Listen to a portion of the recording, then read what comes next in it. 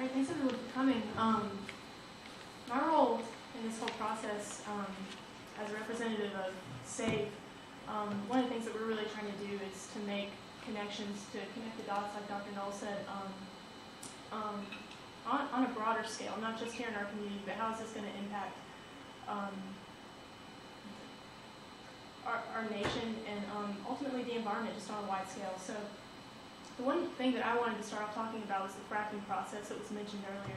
And that's how the natural gas that will be coming through the pipeline is extracted. So how that process occurs, the companies, they drill hundreds of feet into the ground. They go below the water aquifer and then drill horizontally. After that, they inject fracking fluid, which is laced with various chemicals, into the ground at a really high pressure. That starts to break up the shale formation and release the gas.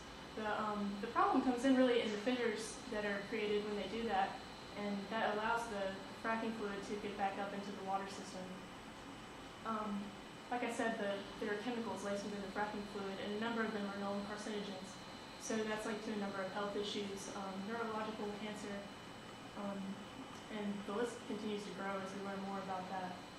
So you may be wondering why that's not regulated. In 2004, there was a study conducted that was examining the fracking industry, and they actually were exempt from the Safe Water Drinking Act. Ironically enough, one of the individuals who was conducting or leading that study was then Vice President Dick Cheney, who formerly served as CEO for Halliburton, the company who actually patented the fracking method. So I'll let you decide whether or not you think that there might be a conflict of interest there. Other concerns that come about in wastewater disposal, the water that is created during the process, when they dispose of it, it's injected into wells to be disposed of. And since the fracking boom, really, we've seen an increase in seismic activity, and the U.S. Geological Survey has actually linked the increase in fracking to that increase in seismic activity. So for example, from 1967 to year 2000, we saw on average 20 3.0 magnitude earthquakes per year. And between the years of 2010 and 2012 alone, we now see an average, a documented average of 100 3.0 magnitude earthquakes per year. And again, that is linked to the fracking process. And by building this pipeline, we're continuing to increase our dependence on the good that really is ultimately the cause of these phenomena that are happening.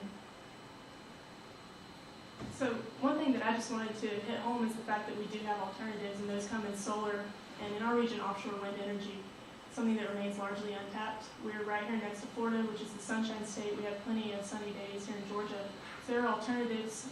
Solar is safe, it's clean, and like I said, remains largely untapped. There's a huge potential for that right here in our region. And that's our perspective for you, and thanks again for coming.